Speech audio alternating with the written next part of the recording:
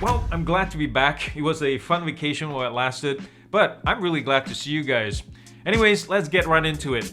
Now, so far in GearUP, we've looked at 3 earbuds from Mifo, a comparatively new brand celebrating, in fact, their 10th year this year in the business. And with each new model, they improve in significant steps, particularly in the sound and fit department, while continuing to carve a niche for themselves in terms of design and materials.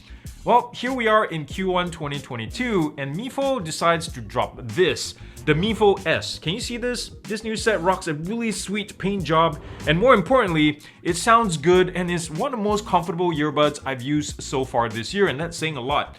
Mifo even says you can sleep with it. Wait, really?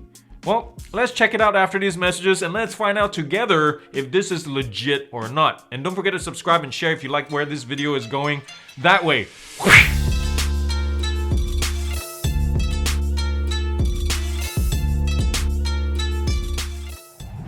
Price-wise, the S sits at $170, though I think there's some kind of Amazon deal going on right now, and I'll link it down below. And it comes in 2 colors, or rather graphics. Sports fashion, which is this one, and porcelain, which I really dig also. There's Bluetooth 5.2 on board with AAC and SBC support. There's no aptX here, so that tells me there's no Qualcomm chip on board. Plus, there's active noise cancellation and pass-through modes. Battery life, I got about 4.7 hours at 65% volume with active noise cancellation on. With it turned off, you're getting just under 6 hours, and the case adds another extra 34 hours on top of that. Now, if no audio is playing and you leave the S on the desk or something, it will auto off after 10 minutes of inactivity. Now, water resistance is IPX7, so you can work out in the rain or use it in the shower if you want to. And weight is a featherlight 3.6 grams per side. The outer case, I'll tell you what, looks like something Ken Block would approve of, and it's definitely different, guys. It's a metal shell vacuum plated to an ABS molding. If you open it up, you can see the plastics in there. It's really well put together, and it doesn't show scratches and dirt easily unless you really go to town with it, and it's got some heft there too.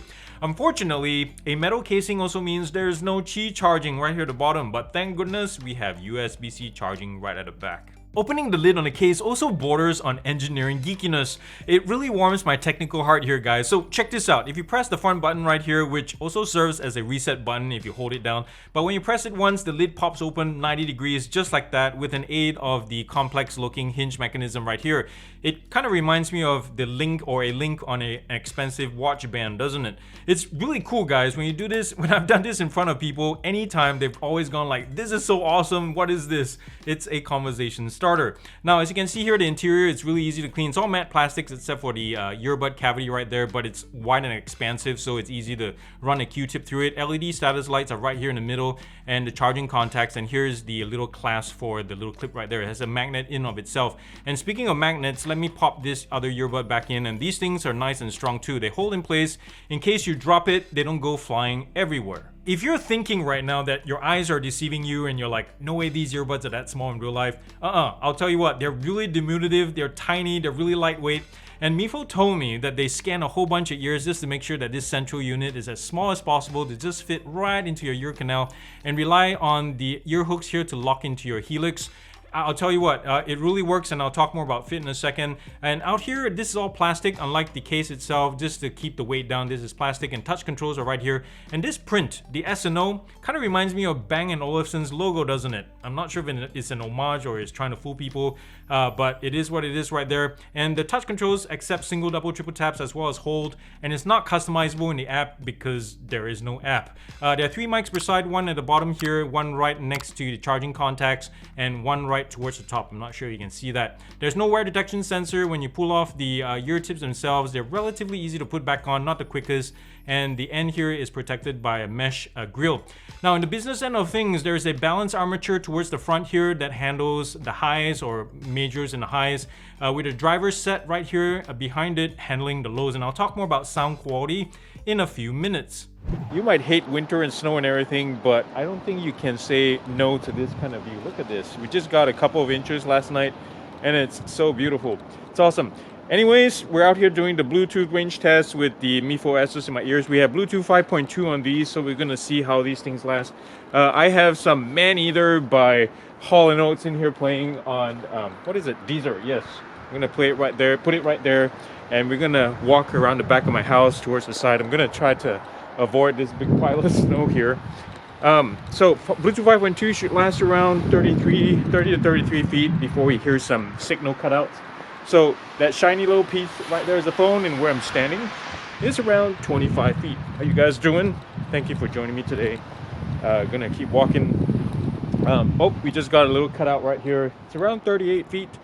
Not too bad at all. It's as expected. I'm gonna keep walking until we get a signal, complete signal cutout or cut off. And see how far, just for fun, how far these things can go. Look at that. Ooh, it's like Christmas in March. Oh yes. Oh, we just got a signal disconnect. We're around about 52, 53 feet. Yep, both talking to me on both sides. So yep, anyways, we're gonna keep walking back to see when they reconnect again, if media continues. And you can see the fit of these in my ears, guys. It's awesomely small. I love it. They barely protrude out a ear. And it's no wonder you can sleep in them. I'm gonna try running in it and see, to show you how well and stable they are in your ears, and try not to fall and die because there's ice under all this snow. So it might just completely just got connected again because the phone is back there. Yeah, stable like, you know, they're glued into my ears. Really awesome stuff. No problem running with these at all. I have no doubt. So anyways, let's head over there to the front and test the mics on these and see how to do with phone calls. So it is rush hour, thankfully, right now, so we'll get plenty of sound samples. But I tested these earlier. Not too happy. Mifo doesn't seem to have improved or changed anything from their second gen 05 to now and all that. It still sounds harsh as cars pass by like this.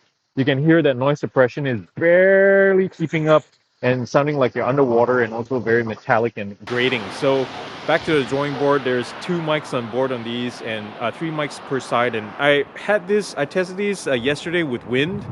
Forget about it. So it's serviceable when it's quiet, and if you can tolerate this kind of thing on the street, if you're running with it, yeah, it's okay. But you know, in the bigger scheme of things, So anyways, let's head back to the studio.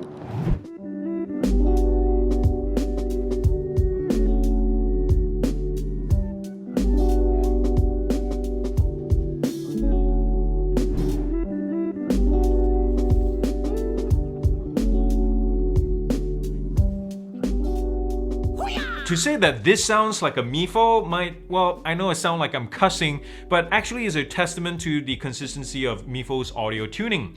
There's a little bit more maturity to the sonic ability of the S nowadays compared to, like, say, the 05 Gen 2, sounding somewhat warmer with good imaging, sub-bass that doesn't lose composure, like, say, when you're listening to Didn't You Know by Erykah Badu. Now, that Dreamflower sample hits pretty well in the low frequencies with this thing, while the busy piano and mini mix in the background, they're able to find their own space, which is pretty darn impressive.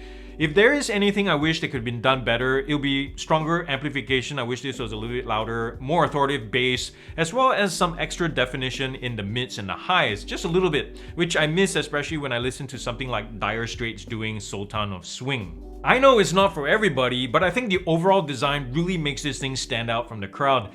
And no, not in a Sony Link Buds standout sort of way, because that's a completely different beast.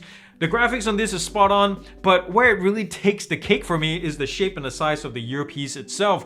Because get this, guys, this is one of the handful of true wireless earbuds on the market right now, besides, like, say, the Amazfit ZenBuds or the Bose Sleep Buds 2, that you can sleep with. Yes, especially if you're a side sleeper. Double yes. And it sits well within your concha cavity, so there's little to nothing protruding from your ear while you're lying on your side, and it really works. And this is one of my favorite bits about this earbud, besides the sound, of course.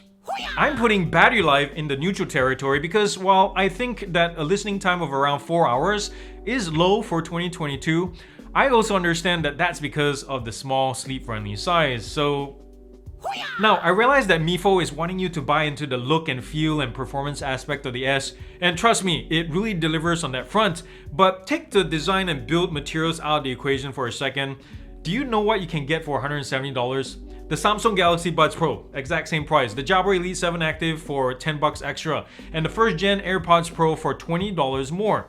Which leads me to another point. $170 for something that is honestly technically this good is easier for me to recommend to you if it wasn't for the brand getting in the way. Because let's face it, Mifo is relatively new to the North American market, and unless you're already a Mifo owner and know what they're all about, or have been watching my channel long enough, you've been probably going like, Mifo who since the first minute of this video, right? And on top of that, Mifo decided to list the S under the active sub-brand called Sports and Outdo. Yeah, I'm genuinely confused now, so I'm just gonna keep calling it the Mifo S to help with brand recognition. Yeah, I'm doing my part and I don't care. The last negative is that there's no app. Still, we've been waiting for a long time for this, but nothing is in sight. Because especially at this price, the ability to customize and receive updates and fix problems is crucial to building buyer confidence, in my opinion. So Mifo, if you're watching this, get her done. It saddens me to see Mifo caught between a rock and a hard place like this, at least for the time being, I hope.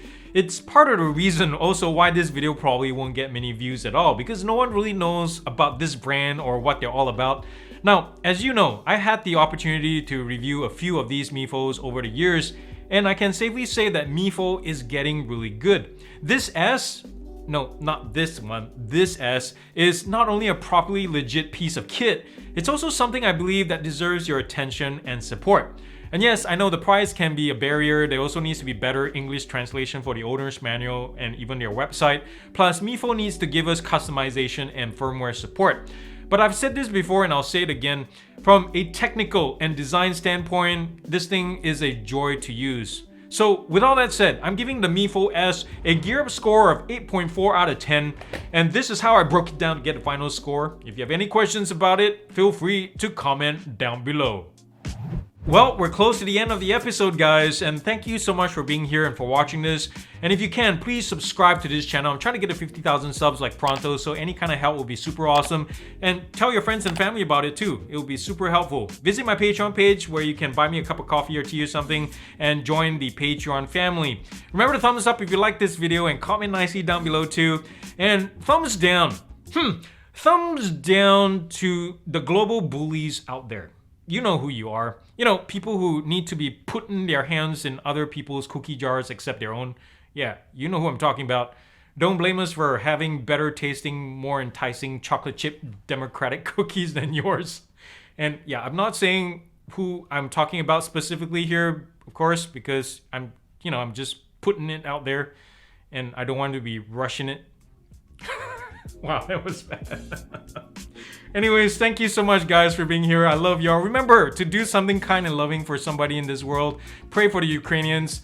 And, you know, as we all know, the world needs it more than ever, and kindness and love starts with you. Peace out. I love y'all very much.